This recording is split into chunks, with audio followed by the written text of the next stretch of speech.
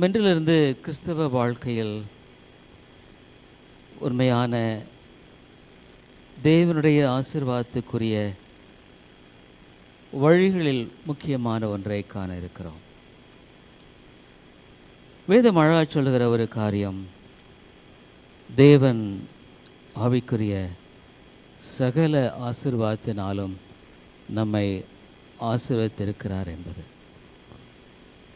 பொதுவாக மனிதன் உலகத்தில் பல விதங்களில் தன்னுடைய வாழ்க்கையை மேன்மைப்படுத்த, செம்மைப்படுத்த அவன் பல கோணங்களில் சிந்தித்து செயல்படுகிறான்.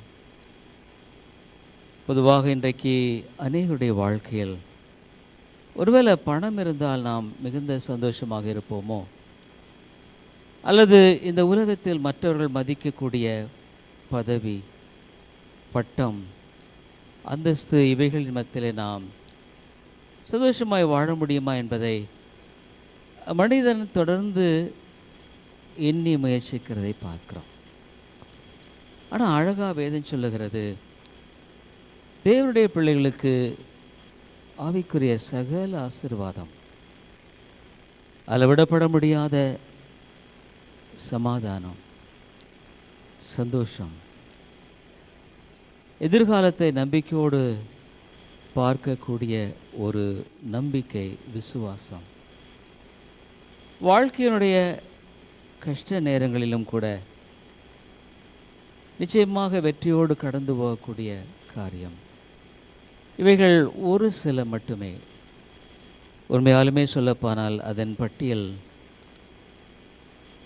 நீண்ட ஒரு பெரிய பட்டியல். அப்போ இதன் மத்தியில் தேவன் அழகாக ரட்சிப்பு என்ற ஒரு காரியத்தை ஏற்படுத்தி கொடுத்திருக்கிறார்.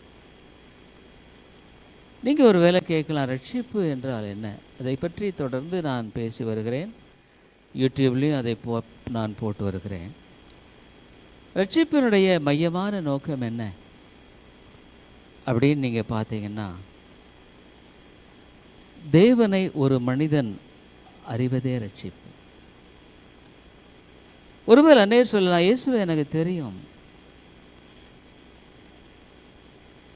என்று சொல்லலாம். நான் அடிக்கடி உங்களுக்கு ஒரு உதாரணத்தை சொல்கிறது உண்டு. தமிழ்நாட்டு முதன் மந்திரி ஸ்டாலினை எனக்கு நல்லா தெரியும்.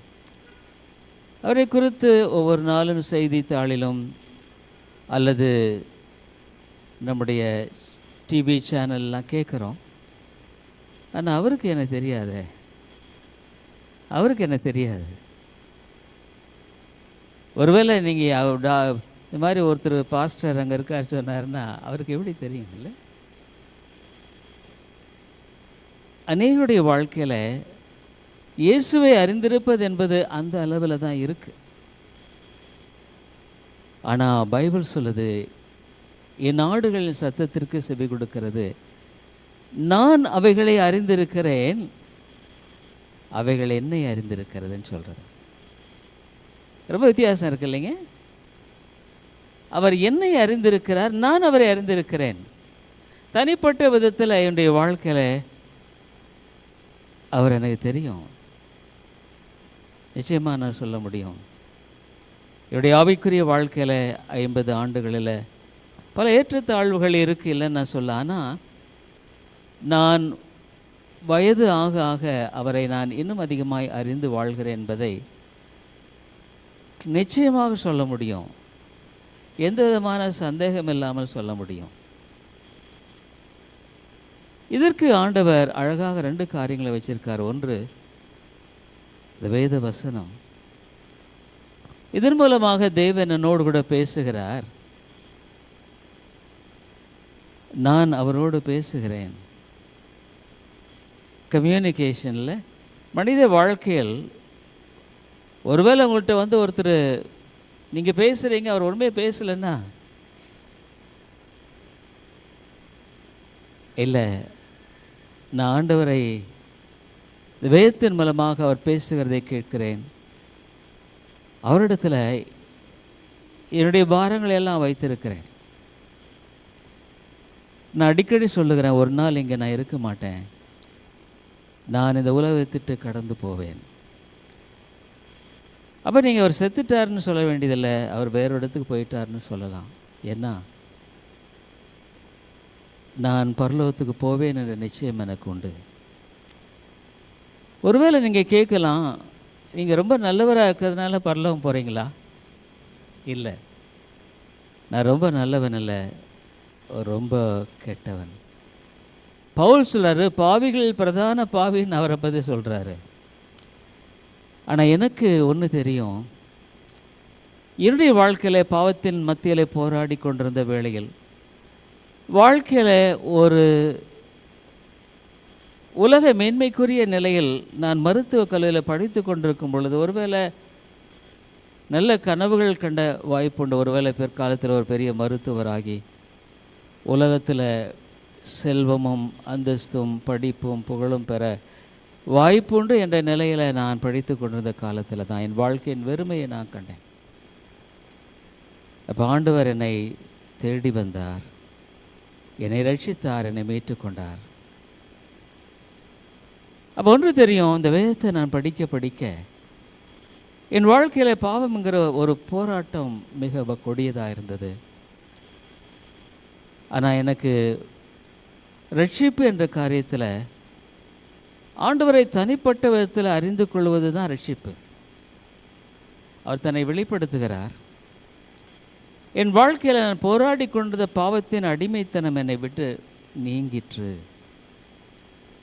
இனிமேலுமாக நான் பாவத்துக்கு அடிமை அல்ல, எனக்கு விடுதலை கிடைத்தது. அது மாத்திரமல்ல, என்னுடைய வாழ்க்கையில் என்னுடைய பாவத்தின் அகோரத்துக்கு அவர் என்னை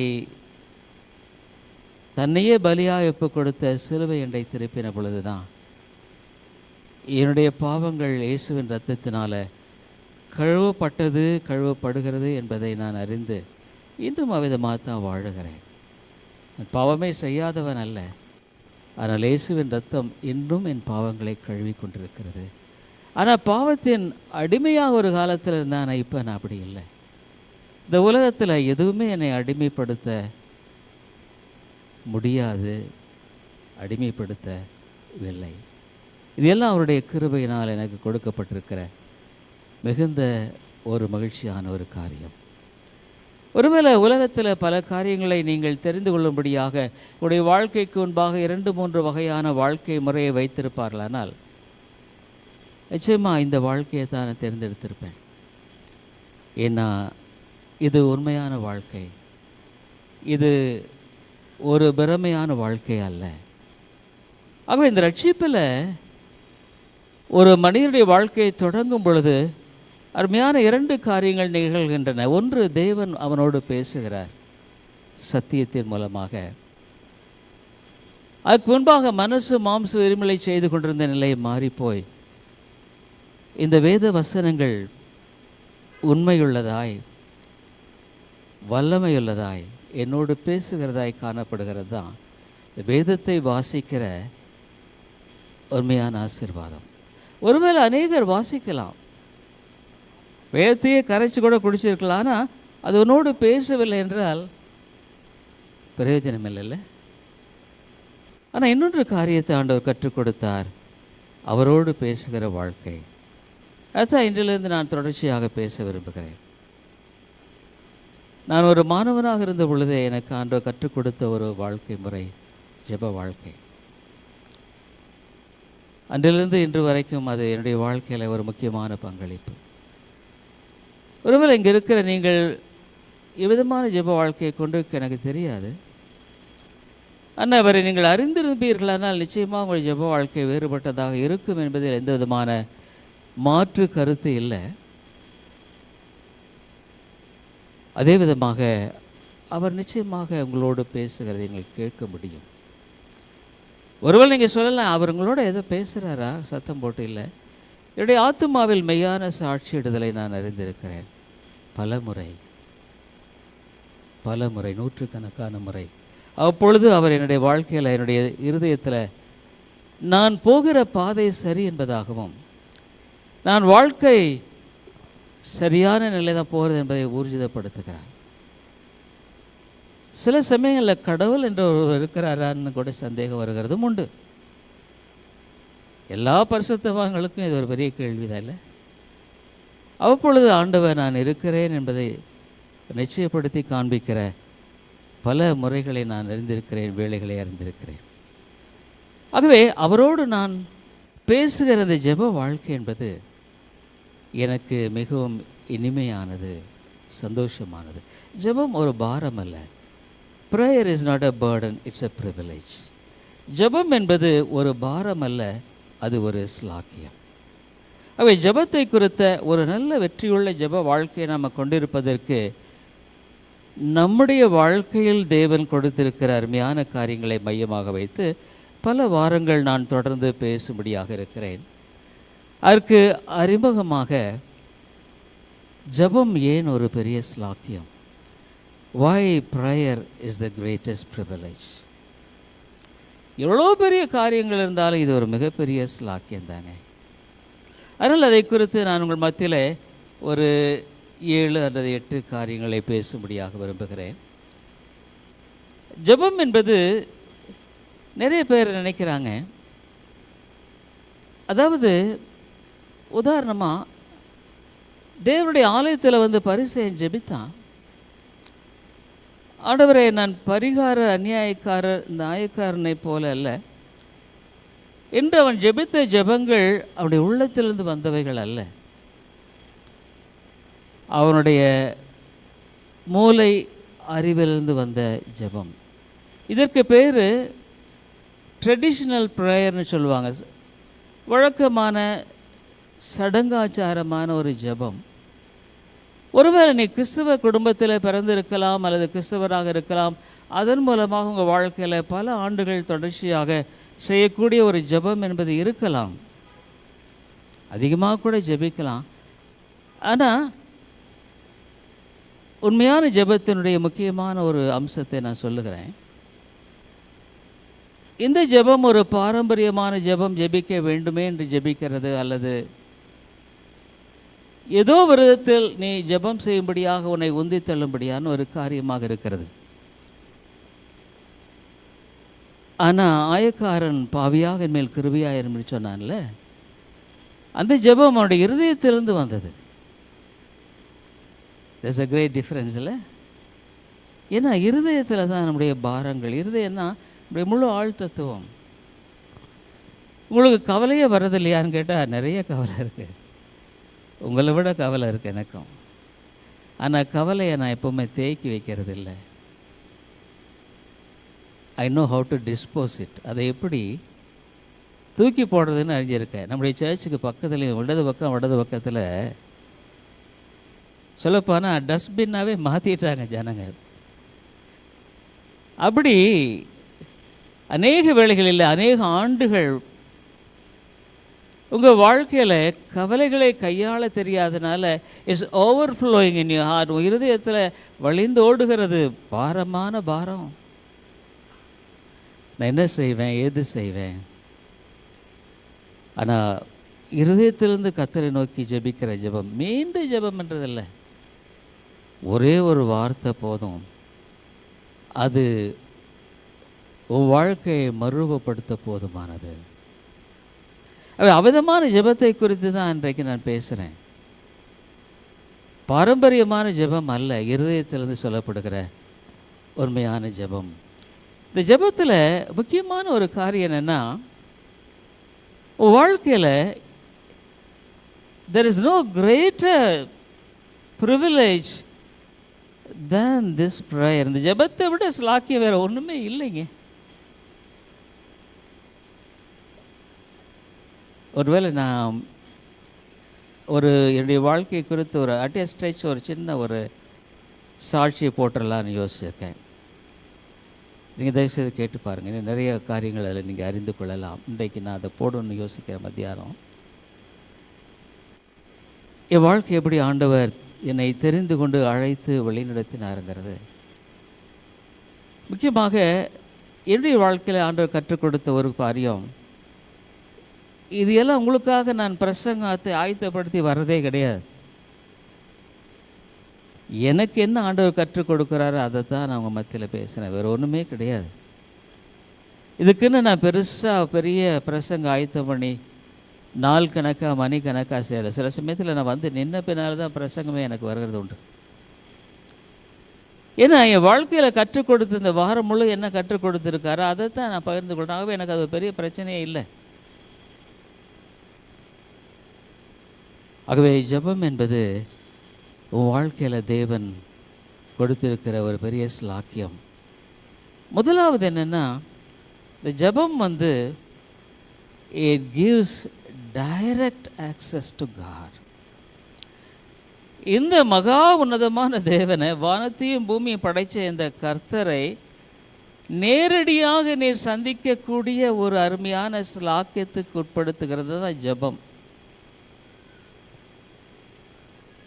ப்ரேயர் வந்து privilege of speaking directly to God without fear or distance. Distance ஒரு பொருட்டே இல்லை. வெளிப்படுத்தின விசேஷத்தை நான் தொடர்ந்து நான் பேசுன்னு சொல்லி யோசிச்சுட்ருக்கேன், கேட்டு பாருங்கள். ஆனால் புதன்கிழமை வெளிப்படுத்தின விசேஷத்தை பற்றி நான் பிரசங்கம் பண்ணுறேன். அது எல்லாமே நான் கற்றுக்கொள்கிறேன்.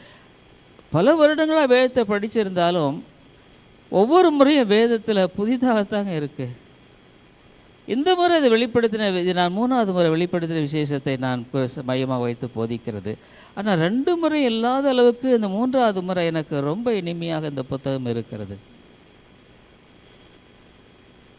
இதை ஏதோ மேன்மை பாராட்டும்படியாகல, தாழ்மையாக என் வாழ்க்கையில் ஆண்டவர் செய்கிறது உங்களோடு கூட பகிர்ந்து கொள்ளுகிறேன். எபிரேயர் 4வது அதிகாரம் 16வது வசனத்துக்கு திருப்பிக் கொள்ளுங்கள். சிஸ்டர்ஸ், இந்த முறை சிஸ்டர்ஸ் வாசிக்க முடியாது. ஒருவரை விட்டு வாசித்தவங்க விட்டுட்டு அடுத்த மற்றவங்க வாசிக்கும்படியாக 4வது அதிகாரம் 16வது வசனம் யாராவது வாசிங்க ப்ளீஸ். 16:4-16. ஆதலால் நாம் இரக்கத்தை பெறவும் ஏற்ற வேளையில் சமயத்தில் சகாயம் செய்யும் கிருபை அடையவும்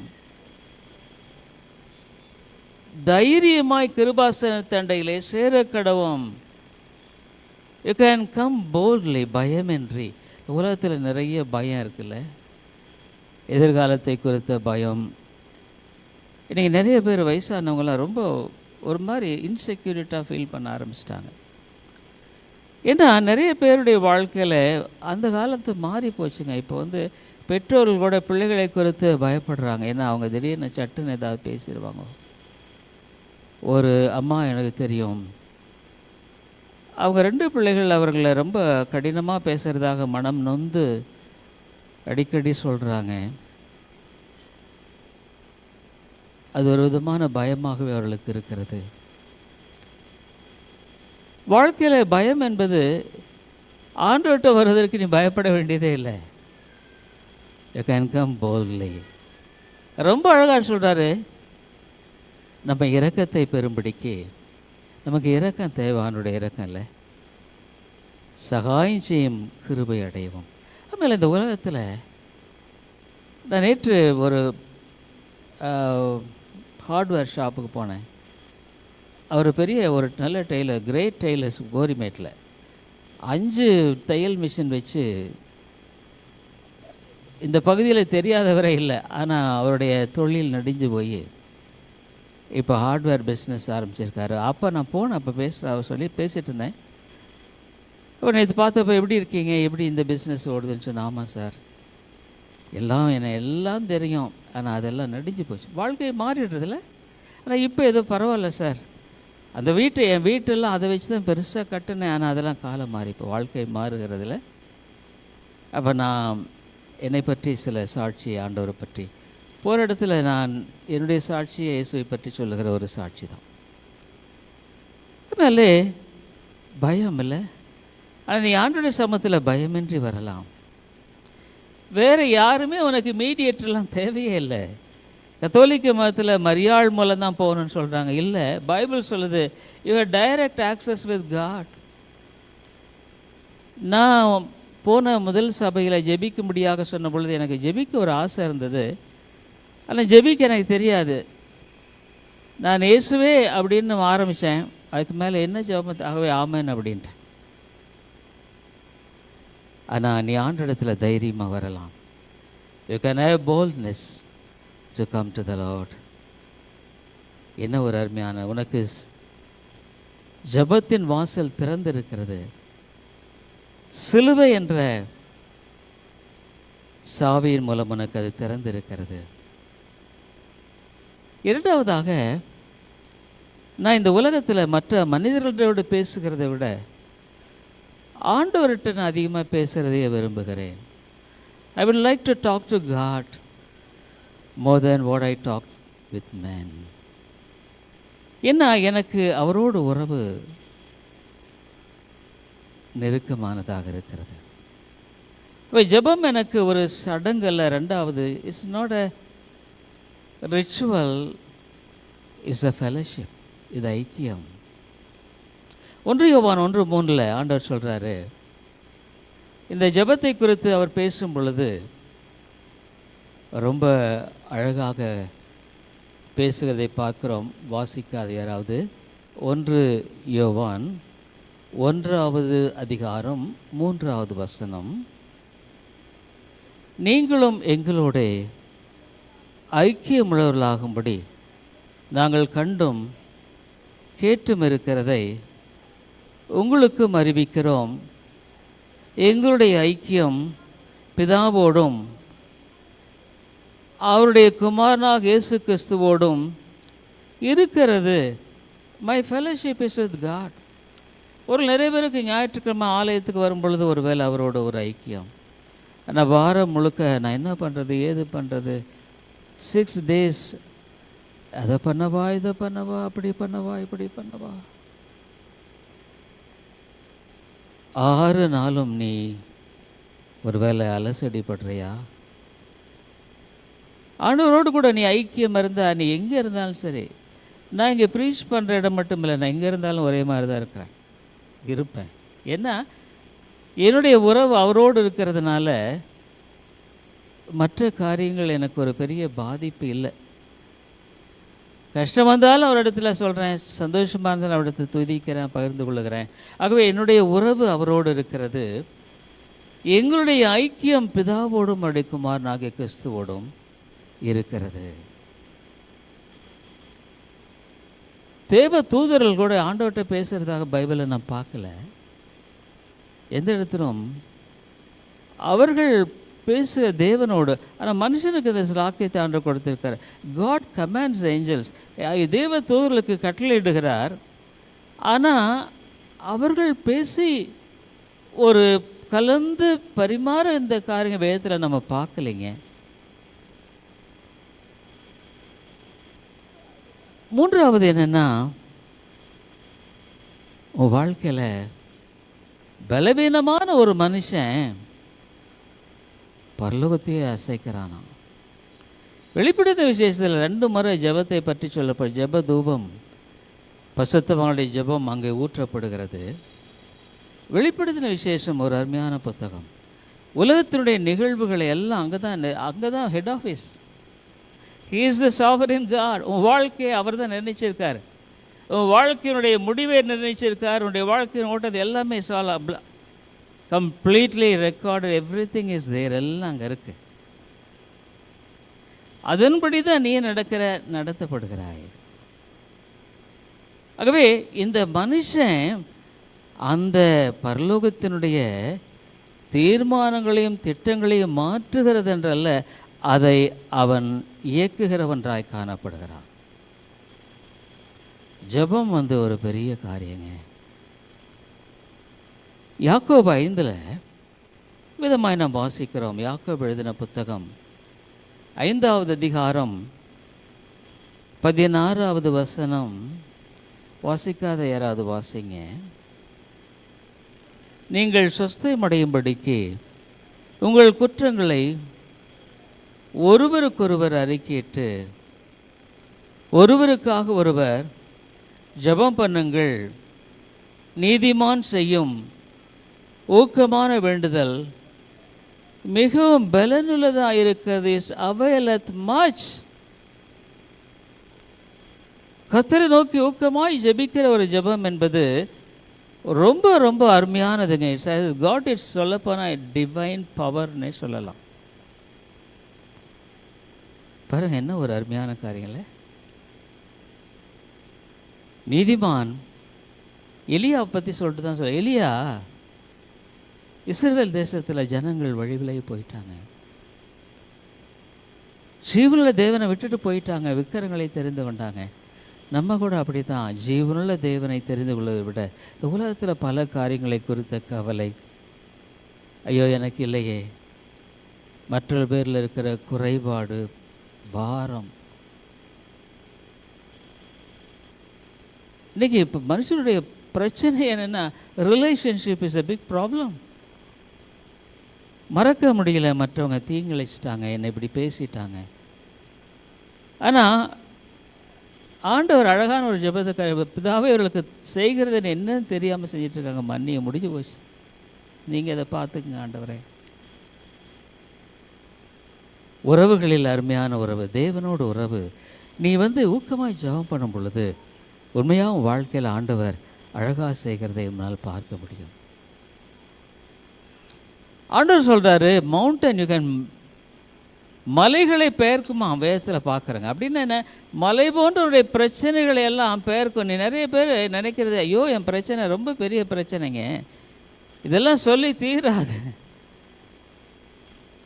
அது இமயமலையே இருந்தால் கூட ஜெபத்தினால் அது மாற்றப்படும். என்ன ஒரு அருமையான காரியங்கள. மேலே வாழ்க்கையில் இந்த தேவனிடத்தில் நம்பிக்கையாக வரலாம். நான்காவது, ப்ரேயர் டிரான்ஸ்ஃபார்ம்ஸ் யூ. ஜெபம் முன்னை மாற்றுகிறது, அதுதான் பெரிய பிரயம். You are change. ஒருவேளை உனக்கு ஜெபம் எப்படி இருக்குன்னு நான் கேட்குறேன். நீ ஜெபம் பண்ணுறியா உண்மையா? நீ ஜெபம் பண்ணிட்டு எந்திரிச்சு வரும்போது நீ பாரத்தோடு போன, பாரம் இல்லாமல் எழுந்து வர்றையா? இல்லை, நிறைய பேர் பாரம் நீங்க முடியாத ஜெபத்தை அவள் தெரிந்து கொள்வதும் இல்லை, ஜெபம் பண்ணாலும் அதே பாரத்தோடு தான் திரும்பி வருகிறார்கள். அது ஜெபம் அல்ல, இட்ஸ் ரிச்சுவலிஸ்டிக் ஃபினாமினா. ஒரு வேலை பாரம்பரியமாக செய்கிறது. ஜெபம் ஒரு விசுவாசியை மாற்றுகிறது. ஏன்னா அவனுடைய வாழ்க்கையில் மாற்றுகிறது. இப்போ நீங்கள் என்ன எடுத்துட்டிங்கன்னா, ஒரு வேளை நான் வாலிபனாக இருந்து ஒரு வேளை ஆண்டு அறியாமல் இருந்தால் வேறு மாதிரி தான் போயிருப்பேன். ஏன்னா the value of the world, உலகத்தில் த வேல்யூ ஆஃப் த மணி, பணத்தினுடைய இதனுடைய காரியம் தான் எனக்கு பெருசாக இருக்கும். அப்போ நான் அதைத்தான் கண்டிப்பாக திட்டமிட்டு நான் போயிருப்பேன். ஆனால் எனக்கு அது ஒரு பொருட்டாக இப்போ இல்லை. ஏன்னா ஆண்டவர் அற்புதமாக செய்து ஒன்று தெரிஞ்சுக்குங்க, உன்னுடைய தேவைகள் அதிகமாக இருக்கும் பொழுது நீ அநேக அற்புதங்களை உன் வாழ்க்கையில் பார்ப்ப. நான் மறுபடியும் சொல்கிறேன், தேவைகள் கஷ்டங்கள் ரொம்ப அதிகமாக இருக்கும் பொழுது அநேக ஆண்டவருடைய அற்புதங்களை பார்ப்ப. அதுதான் இந்த வாழ்க்கையில் எளிமையான வாழ்க்கையினுடைய மகா மேன்மை. ஆவியில் எளிமையில் பார்க்க simplicity in prayer, simplicity in life. ஏன்னா எனக்காக ஒருவர் எல்லாத்தையும் அவர் பொறுப்பெடுத்து செஞ்சிட்ருக்காரு. என் வேலை இது இல்லை, இட்ஸ் நாட் மை பிஸ்னஸ். என்னுடைய வேலையே இதல்ல. என் வேலை அவர் வந்தால் அவர்கிட்ட கொடுத்துறது தான்.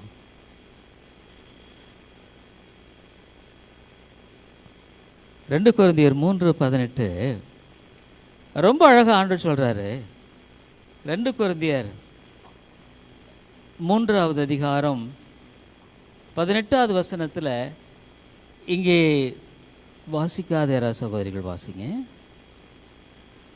நம்ம எல்லாரும் திறந்த முகமாய் கர்த்தருடைய மகிமையை கண்ணாடியிலே காண்கிறது போல கண்டு ஆவியாய் இருக்கிற கர்த்தரால் அந்த சாயலாகத்தானே மகிமையின் மேல் மகிமை அடைந்து மறுரூபப்படுகிறோம். வருஷம் ஆக ஆக நீ ஆளே மாறிக்கிட்டே இருப்ப. முன்ன வேற, இப்போ வேற. ஏன்னா நிறைய காரியங்கள் நான் இன்னைக்கு வரைக்கும் ஆண்டவர் கற்றுக் கொடுத்து வருகிறார்.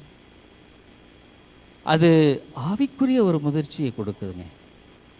நான் முதிர்ச்சி அடைஞ்சேன்னு சொல்ல, பவுல் சொல்ல நான் அடைந்தாயிற்றுன்னு இல்லை.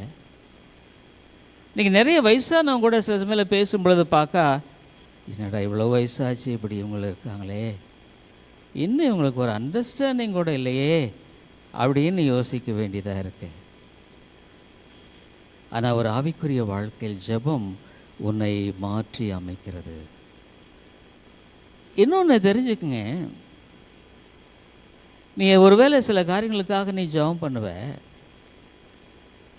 அந்த காரியத்தை ஆண்டவர் மாற்றுறதுக்கு முன்னால் உன்னை மாற்றிட்டு தான் அடுத்தது அதை மாற்றுவார்.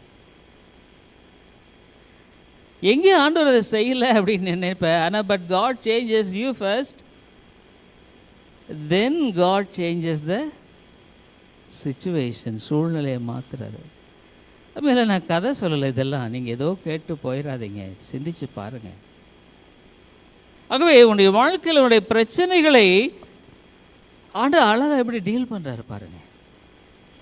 நீ ஒரு காரியம் ஐயோ இப்படி பாரம் இப்படி இருக்கன்னு நினைக்கிற, ஆனால் அந்த பாரத்தை நீ ஜெபம் பண்ணுற, அது மாறாத மாதிரி இருக்குது.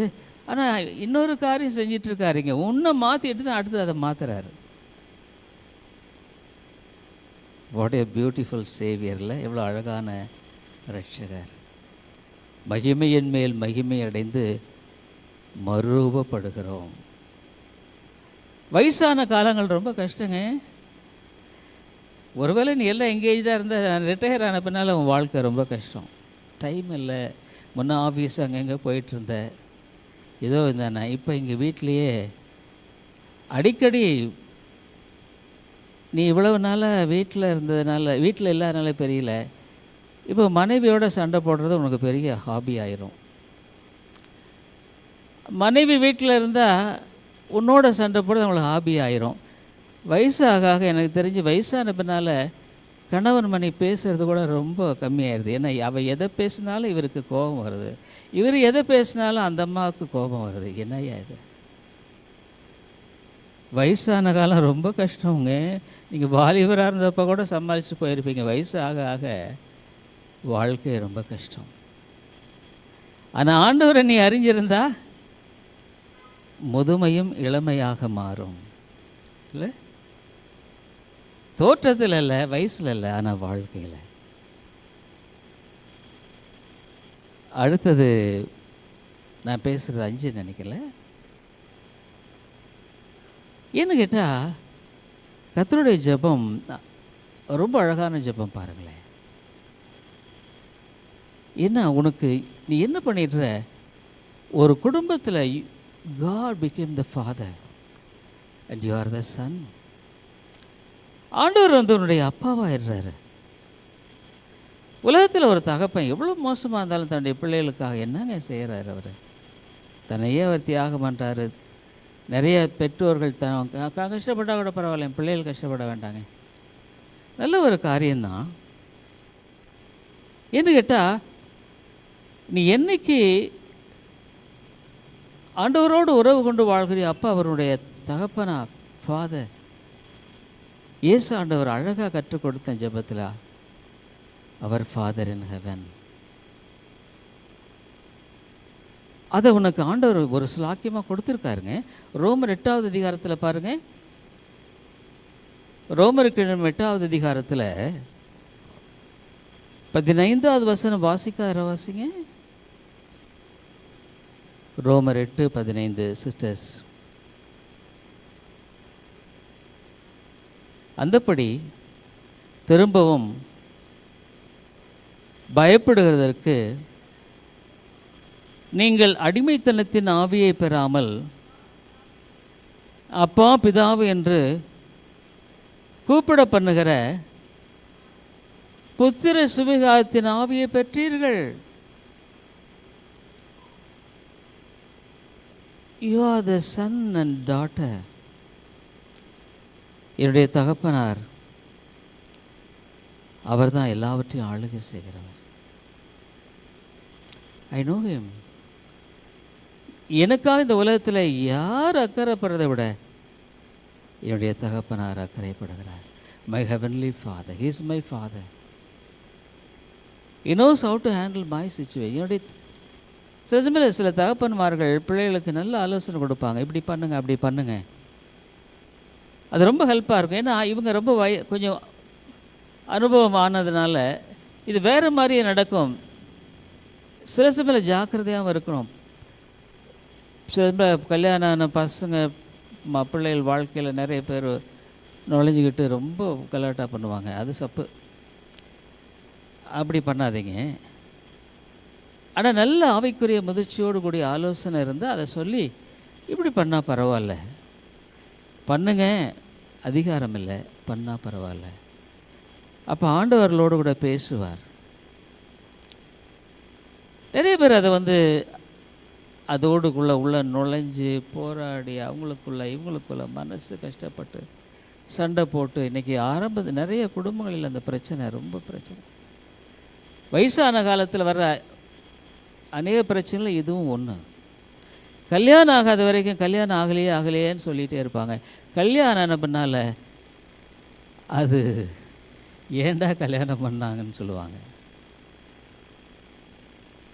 அதுமாதிரி வாழ்க்கைங்கிறது பிரச்சனையே இல்லாத வாழ்க்கை எங்கேயாவது அங்கே தான் நமக்கு இருக்குது. ஆனால் அங்கே போகாமல் போனால் வாழ்க்கையே பிரச்சனை தான். நீ எங்கே போகிற? அடுத்தது ஜபம்ங்கிறது it has God it's eternal நேச்சர்ங்க. அது இந்த உலகத்துக்குரியதை விட அது பரத்துக்குரியது, அழகான பரத்துக்குரியது. வெளிப்படுத்தின விசேஷம் 5:8 வாசிக்காத சகோதரிகள் யாராவது வாசிங்க. வெளிப்படுத்தின விசேஷம் 5:8. இதுவரைக்கும் நான் பைபிளை வாசிக்கலன்னு சொன்ன ஒரு சகோதரி வாசித்தா எனக்கு ரொம்ப சந்தோஷமாக இருக்கும். அப்படி யாராவது முயற்சி பண்ணுங்க, பரவாயில்ல, தப்பு இல்லை. 5:8 அந்த புஸ்தகத்தை அவர் வாங்கின போது அந்த 4 ஜீவன்களும் 24 மூப்பர்களும் தங்கள் தங்கள் சுரமண்டலங்களையும் பரிசுத்தவான்களுடைய ஜபங்களாகிய தூப வர்க்கத்தால் நிறைந்த பொற்கலசங்களையும் பிடித்து கொண்டு ஆட்டுக்குட்டியானவருக்கு முன்பாக வணக்கமாய் விழுந்து போதுங்க. Prayer reaches heaven. ஆனால் நிறைய பேர் ஜெபம் பவுன்ஸ் ஆகிடுது, இங்கேயே போகிறதில்ல, பவுன்ஸ் ஆகிடுது, comeback.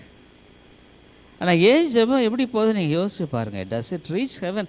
True prayer always reaches heaven. அங்கே தான் அங்கே சேமித்து வைக்கிறாங்க, பொற்கலசத்தில். ஹவ் பியூட்டிஃபுல் இல்லை?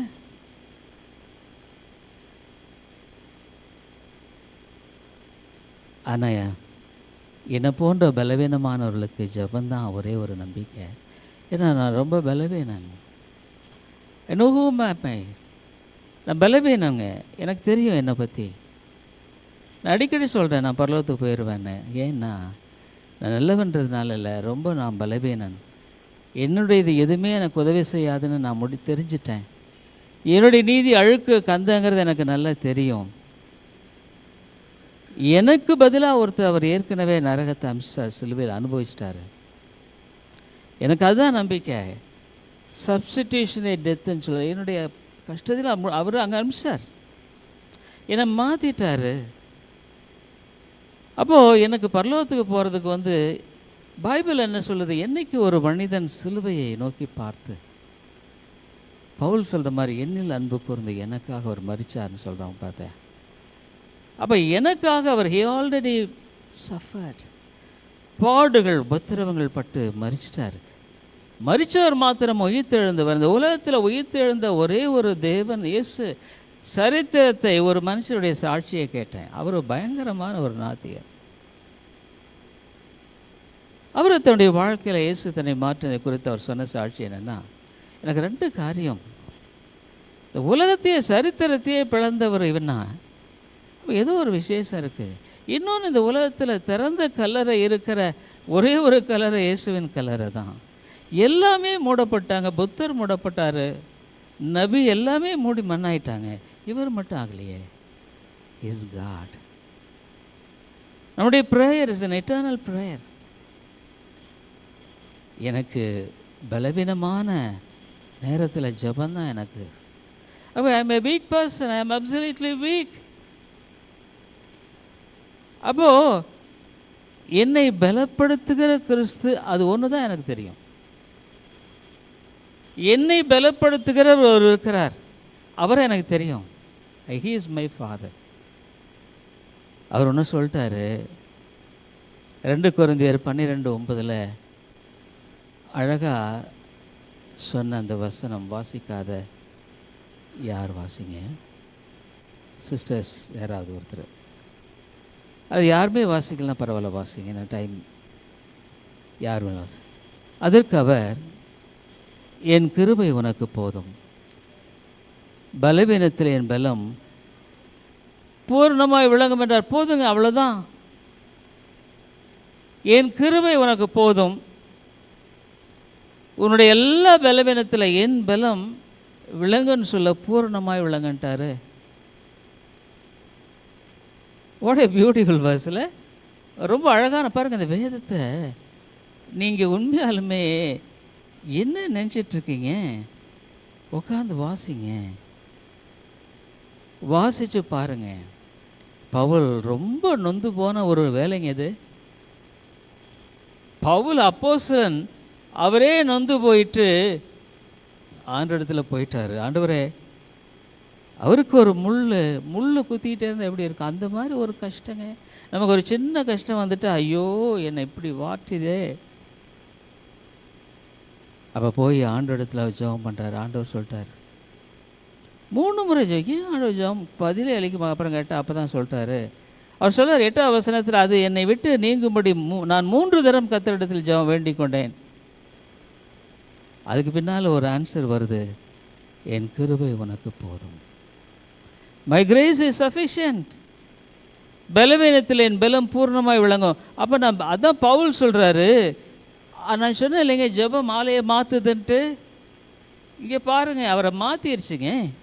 ஆகையால் கிறிஸ்துவின் வல்லமை என்மேல் தங்கும்படி என் பலவீனங்களை குறித்து நான் மிகவும் சந்தோஷமாய் மேன்மை பாராட்டுவேன்.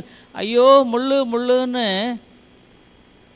ரொம்ப மனம் நொந்து போய் கஷ்டப்பட்டுட்டு இருந்தவர் இப்போ வேறு மாதிரி பேச ஆரம்பிச்சிட்டார் பாருங்க. இதுதான் ஜெபம் மாலையை மாற்றுதுங்க. பாலை மாறிட்டார். இப்போ பலவீனத்தில் நான் மேன்மை பாராட்டுவேன்றாரு. கடைசியாக இந்த ஜெபம் you had access through the cross, சிலுவையின் மூலம் கர்த்தர் இந்த வாசலை திறந்திருக்கிறார். உடைய பாடுகள் அதான் தைரியமாய் வரலான்னு சொன்னமில்ல, நீ தைரியமாக அவரிடத்துல வரலான்னு நான் சொன்னேன்ல, அதுதாங்க யூ கேன் கம் போல்ட். ஏன்னா எனக்காக அவர் மரித்திருக்கிறார். இந்த உலகத்தில் எந்த ஒரு மனுஷனுக்கும் கூப்பிடுறாரு, வருத்தப்பட்டு பாரத்மேங்கிற இடத்துல பாருங்கள், I will give you rest. Whosoever believeth, யாராக இருந்தாலும் சரி, வாழ்க்கை எப்படி தான் இருந்தாலும் சரி, நீ அவரிடத்துல வர கற்றுக்க. கூடயம் ஆண்டவரே, அவரே அண்டிக்கொள். ஜெபம் நான் சொன்னது ரொம்ப ஒரு துணுக்கு. It has God it's abundance. வருகிற வாரத்தில் நம்ம பார்ப்போம். சிலுவையை நோக்கி பார்த்து அவருடைய அன்பு, இந்த உலகத்தில் ஆண்டவர் அன்பாக இருக்காருன்னு சொல்கிறோமே, எங்கே இருக்கு? நான் எப்படி பார்ப்பேன்? சிலுவையில் தான் அவருடைய அன்பு. இப்போ எனக்காக என்னில் அன்பு கூர்ந்துன்னு பவுல் அந்த வசனத்தை ஆரம்பியோட பியூட்டிஃபுல் வசனம், என்னில் அன்பு கூர்ந்து எனக்காக தம்மை தாமே ஒப்பு கொடுத்த சோல். சொல்லப்போனால் பரத்தை விட்ட என்னை தேடி தான் அந்த உலகத்தில் வந்தார்னு சொல்லக்கூடிய ஒரு விசுவாசம் தைரியமாக ஒரு மனுஷனுக்கு கொடுக்கப்படுகிறது. அவன் தைரியமாக அறிக்கப்படலாம். He came from heaven to save me, என்னை ரட்சிக்கும்படியாக. வாழ்க்கையில் நீ ஆண்டவர் அறிஞ்சிருக்கியா? Do you know? அவர் அறிஞ்சிருக்கான் இல்லை, அவரும் உன்னை தெரிஞ்சிருக்காரு. நீ தேவனிடத்தில் சிலுவை அண்டைவா, நிச்சயமாக நீயும் ஒரு நாள் சொல்லுவ, நான் அவர் அறிஞ்சிருக்கிறது மட்டுமில்லை, அவர் என்ன அறிந்திருக்கிறார். ஜெபிப்போம். அன்புள்ள ஆண்டவரே, இந்த உலகத்தில் எத்தனையோ காரியங்கள் நிச்சயமற்றதாய் போகிறது.